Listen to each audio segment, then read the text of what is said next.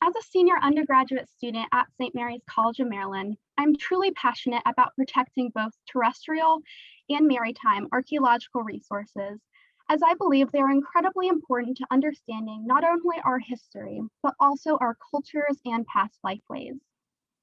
Unfortunately, many coastal and maritime archaeological sites are at risk of disappearing as a result of climate change due to the burning of fossil fuels and other human activities. Through this presentation, I hope to share with you some of the products that I produced through my independent study with Dr. Susan Langley, focused on climate change and its impacts on coastal and maritime heritage. So to give you some background, ocean acidification is an aspect of climate change that can be defined as a long-term increase in the acidity of the ocean. So when excess amounts of carbon dioxide mix with seawater, the CO2 undergoes a chemical reaction that forms a weak acid known as carbonic acid and makes the world's oceans more acidic. The ocean pH prior to the Industrial Revolution was approximately 8.2. Today, the average ocean pH is about 8.1, and by the year 2100, the oceans will consist of a pH of 7.5. As part of my independent study, I wanted to bring awareness to not only these facts, but also the fact that ocean acidification has the potential to impact archaeological sites.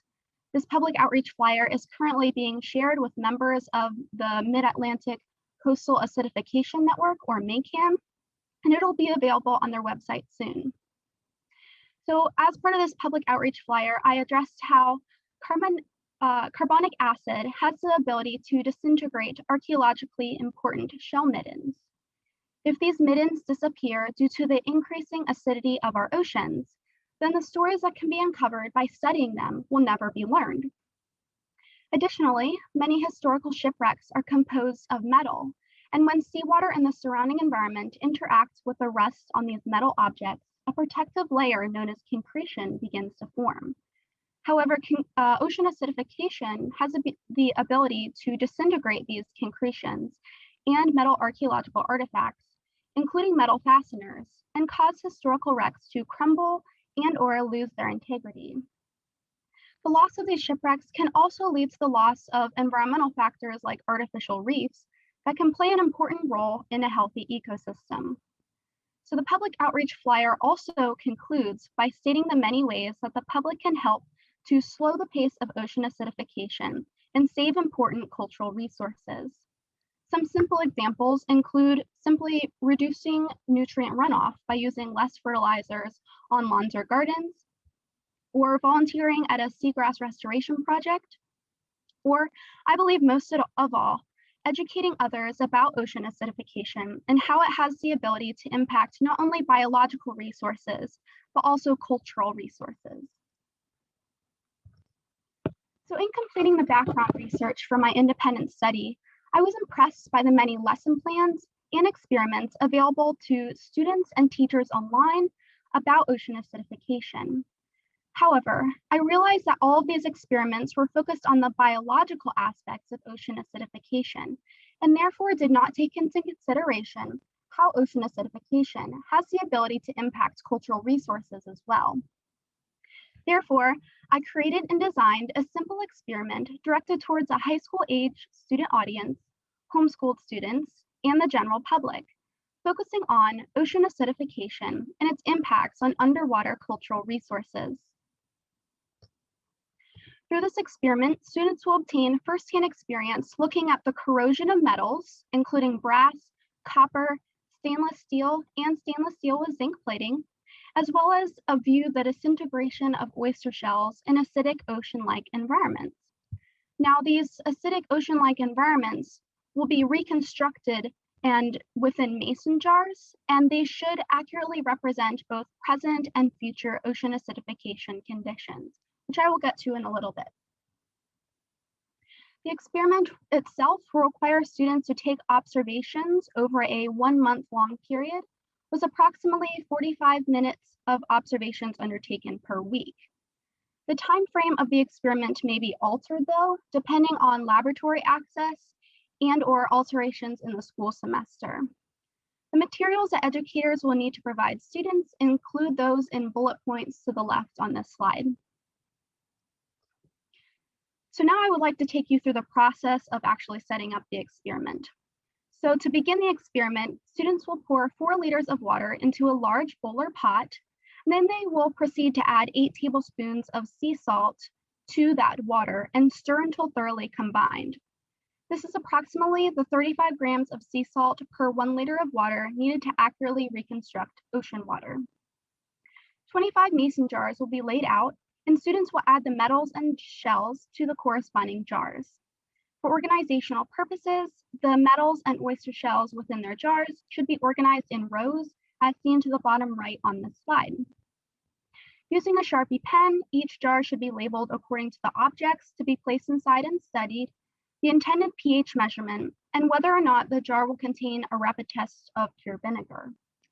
So students should select pH increments that are equally spaced, with an example including starting with a pH increment of 8.1, because again, that is the present ocean acidification conditions in our oceans today, and then gradually becoming more acidic.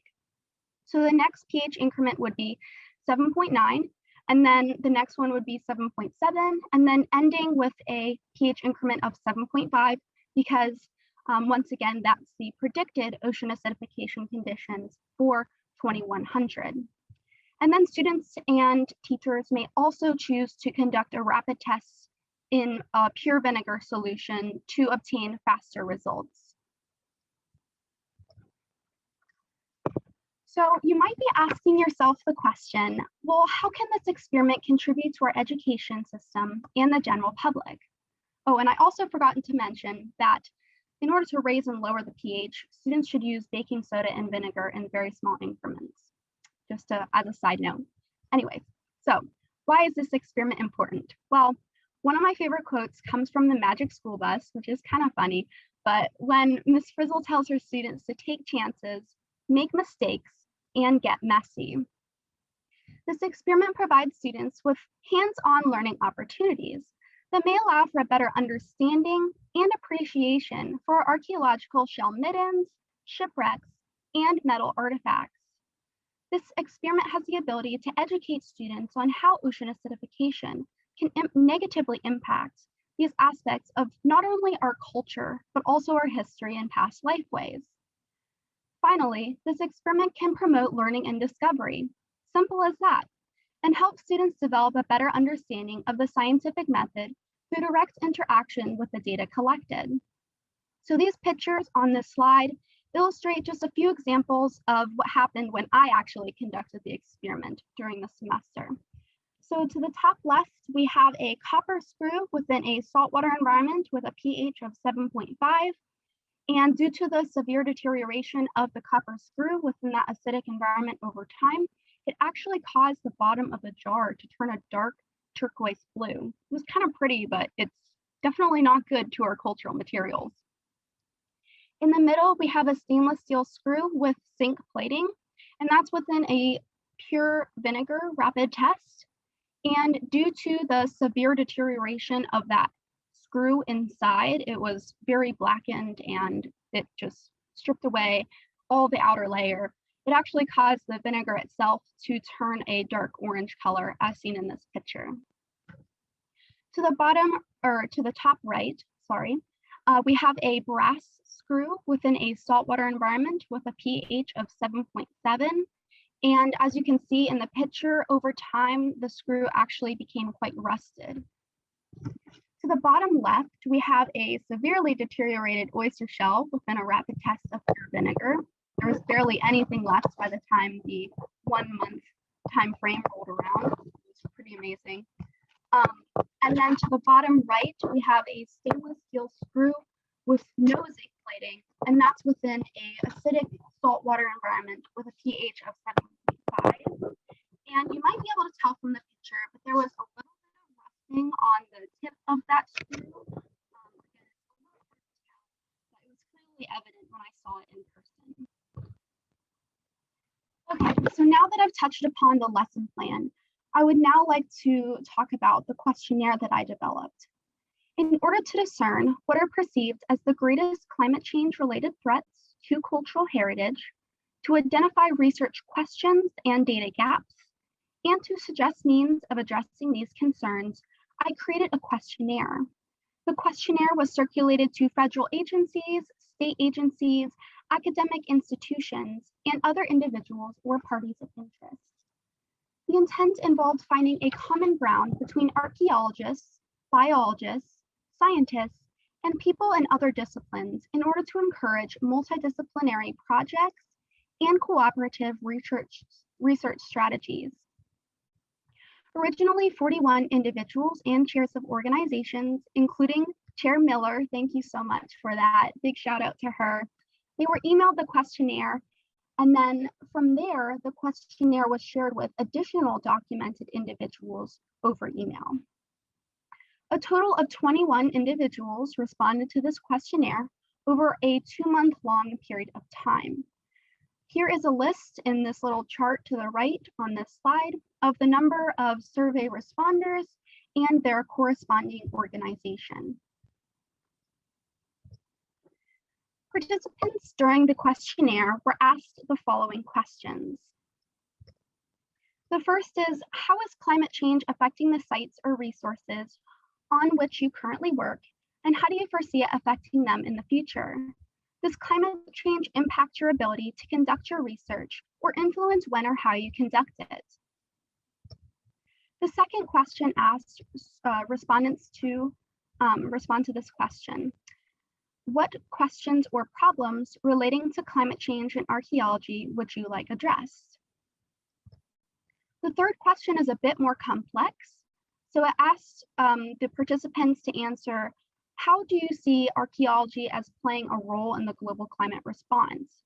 Do you consider the reconstruction of past climates and environmental change and the ways this data can inform us on our current understanding of climates and future climatic conditions as being important? If yes, can you share your thoughts? And then the fourth question asked, please describe any steps you are taking or steps you are aware of to protect cultural resources from destruction at the hands of climate change and or ocean acidification. So once I collected those verbal or written responses to this questionnaire, the creation of pie chart graphs allowed for the visualization of results for the first 2 survey questions, and then tables allowed for that similar visualization of results for the last 2 questions. Ethnographic coding took place using keywords pertaining to how climate change impacts archaeological resources. So I'd now like to share with you some of the results of that questionnaire. So here on this slide presents the ethnographic coded responses to that first question, addressing what the greatest concerns that climate change poses to archaeological resources. As you can see from this pie chart, ocean acidification is referenced in the top 4 greatest concerns voiced, which is, I was actually surprised by that, and it's pretty significant. Overall, sea level rise, the intensification and frequency of storms, and erosion are seen as the top 3 greatest threats to heritage resources in maritime context. Those concerns categorized as other include everything on this little pie chart from flooding to El Nino events, changes in vegetation, the armoring of coastlines. We have elements in seawater and anaerobic bacteria that create sulfur-based acids in organic materials, such as the wood in shipwrecks, which is quite concerning. More acidic soils in coastal environments, acid rain, and threatened indigenous heritage. Listed here are the coded responses to that second question, addressing the questions or problems the respondents would like addressed. As you can see, ocean acidification is referenced in the top 3 greatest concerns voiced by individuals who responded to this question on the questionnaire. Collaboration and additional baseline data, as well as sea level rise, are listed as the top 2 questions for problems the respondents would like addressed. And in this question and on this pie chart, the other category includes everything from increased temperatures to saltwater intrusion, changes in precipitation, freeze and thaw events, as well as flooding, El Nino events, and changes in vegetation. Again, that elements in the seawater and anaerobic active bacteria that cause sulfur-based acids, more acidic and higher salinity soils, acid rain, and lastly, environmental reconstruction. In responding to the third question, addressing whether or not they see archaeology as playing a role in the global climate response, approximately 76% of responders agree that archaeology can play a role in the global climate response. This is very good to hear. A lot of archaeologists are trying to incorporate archaeology in this global climate response, which is very positive news. 4% of responders do not believe archaeology plays a role in the global climate response. And then 10% of responders are kind of a mix of those top two. So they believe that archaeology can play a role in the global climate response to some extent. However, these respondents also believe that there are certain limitations to how archaeology can play a truly effective role in addressing climate change on a global scale. And finally, 10% of responders to my questionnaire just preferred not to answer this question, which is perfectly fine. Okay, and then this is the responses to that fourth question.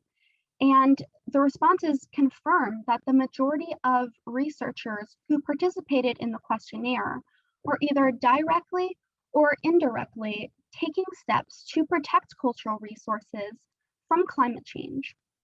Some actions being taken to protect cultural resources, as listed by the questionnaire responders, include everything from citizen science projects to additional baseline data collection. We have improved documentation on archaeological sites, environmental assessments that include ocean acidification within them, long-term strategic planning, stabilization and mitigation of archaeological sites in maritime or coastal contexts, and grant proposals. And I know that other individuals who may not have responded to this questionnaire are taking other steps, such as producing webinars or developing conferences. So this is all very good news to hear. Archaeology is being taken into consideration in regards to climate change.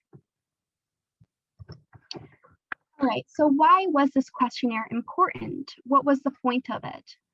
Well, the results of the questionnaire clearly demonstrate the need for a well-publicized, central, and accessible repository of credible articles, publications, project reports, and resulting data concerning climate change and archaeological resources. Data gaps and questions relating to climate change and archaeology still need to be addressed in order to ensure the preservation and conservation of archaeological sites for future generations to enjoy. Interdisciplinary cooperation and multidisciplinary approaches and projects, they would provide the opportunity to effectively engage, collaborate, educate, and share the impact of climate change on archaeological resources. I also want to highlight the master list of bibliographic resources and experiments that were collected as part of my independent study. And these bibliographic resources are one of the first steps to creating this repository of credible articles and publications addressing climate change and archaeology. And with coordination with Lindsay Cochran's bibliographic resources page, available on the public site Mendeley, as well as coordination with NOAA's bibliographic resources, we can most likely definitely achieve the repository that would be needed to address climate change and archaeology. So that's exciting. Finally, I would like to conclude this presentation by talking about my current project with Dr. Susan Langley, which is a virtual international conference to take place on April 5th and April 6th, Eastern Daylight Time in 2021. This conference is titled Climate Change and Maritime Heritage, Interdisciplinary Perspectives.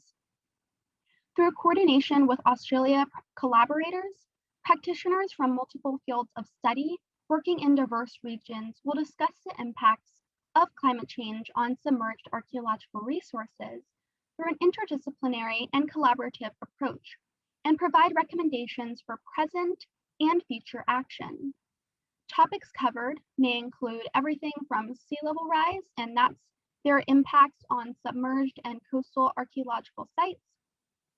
We have a presenter who will be talking about ocean acidification and its impacts on bivalves and artifacts, as well as other ecofacts. Increased storm intensity and how that's contributing to the movement and breakage of shipwrecks and other cultural materials. One presenter will be speaking on how changes to the environment, such as changes to the reproduction of wood-boring organisms like shipworm, are affecting the stability of submerged archaeological heritage.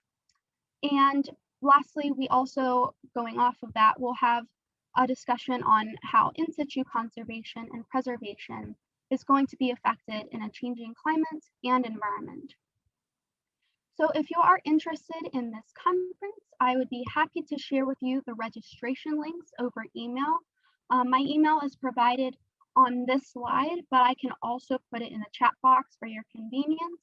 So yes, you will need the registration links in order to get the accurate password and Zoom link in order to get onto that meeting when the time comes.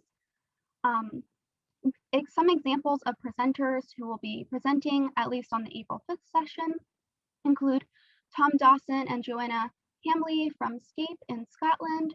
We will have David Gregory from the National Museum of Denmark speaking, Geneva Wright, who is the senior lead underwater archaeologist for DPAA, David Anderson, who is on this talk. Thank you so much for being willing to give a presentation at this conference.